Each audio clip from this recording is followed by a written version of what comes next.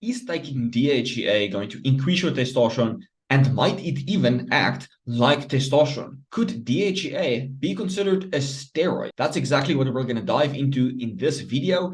I'm going to show you guys how effective DHEA is at increasing DHT and how anabolic DHEA can actually be.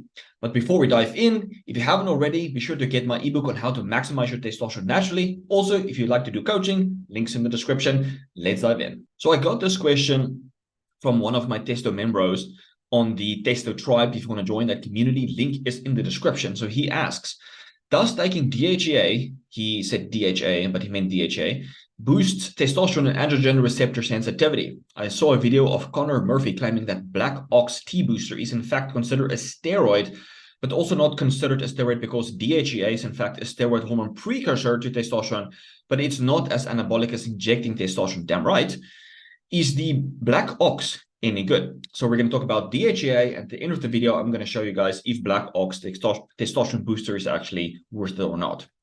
All right. So just to give you an idea of the hormone cascade of DHEA. DHEA, if you supplement it, is converted into androstenedione and then can be converted into testosterone, right? So it's not a direct precursor to testosterone, but it's pretty damn close. And then it can also go the backdoor pathway from androstenedione to 5-alpha androstenedione to DHT or androsterone. So in a previous video, I've talked how DHEA prefers to go this backdoor pathway and increase dihydrotestosterone instead of testosterone. But anyway, let's dive in. So DHEA has been shown to, there's a lot of benefits, improve insulin sensitivity, stimulate muscle growth, increase the metabolic rate since testosterone stimulates mitochondrial biogenesis in the muscle, increase muscle force per cross-section area. The more muscle force you have, the faster and stronger and more explosive you can be. That's what we want as an athlete, right? It's been shown to increase motor unit firing rate, which means that the faster a motor unit fires, the more power and force you can produce, and the stronger and faster and more explosive you can be. It exerts an anti-catabolic effect. A high DHA sulfate, testosterone, and DHT to cortisol ratio is great for building muscle and strength. So it puts you in a more anabolic state. So I want to show you 3 studies in young men to show you how effective DHEA can increase testosterone.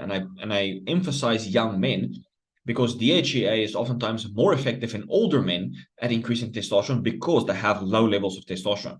So I want to use young men as an example because they already have optimal levels or higher levels of testosterone.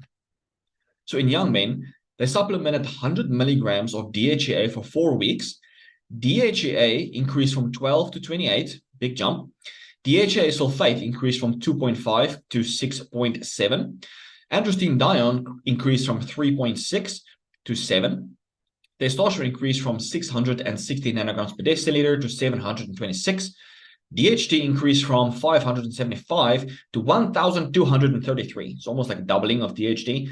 And then estrone increased from 77 to 174. No, I didn't put that on the graph, but as you can see, DHEA supplementation increased DHEA, DHA sulfate, androstenedione, not really testosterone, and then DHT. So testosterone did increase by about 60 nanograms per deciliter. And so that might be considered like, yeah, that's decent, 60 nanograms per deciliter. I'm up for that. But it seems like DHEA does favor the backdoor pathway going to androstenedione and DHT.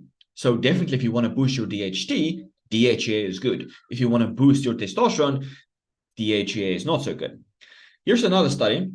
They again supplemented 100 milligrams of DHEA for 4 weeks in young athletes, and they increased their testosterone from 18 nanomole to 25 nanomole per deciliter, and the DHA sulfate from 3.5 to 10.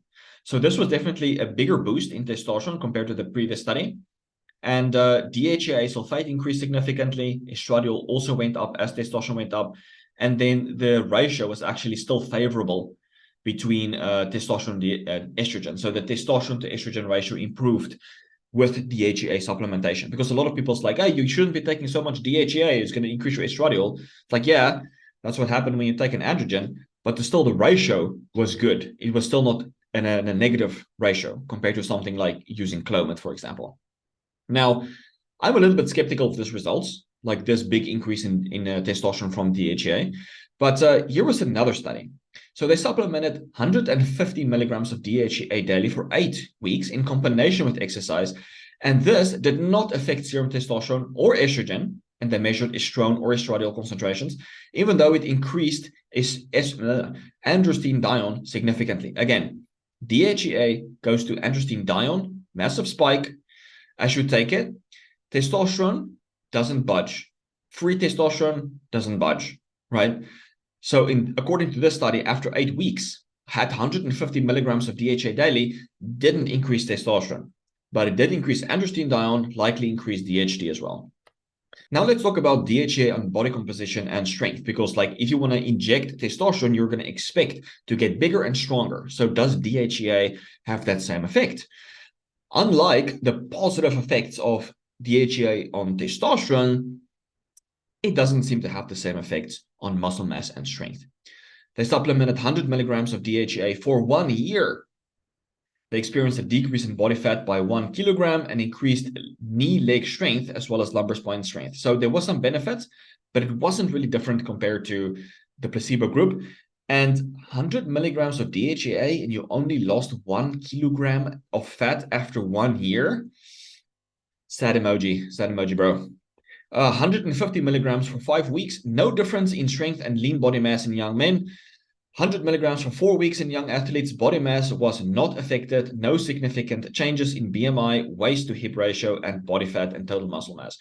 So despite DHEA increasing testosterone in some studies, it doesn't seem to affect body composition or strength to any significant extent. And keep in mind that these doses are high.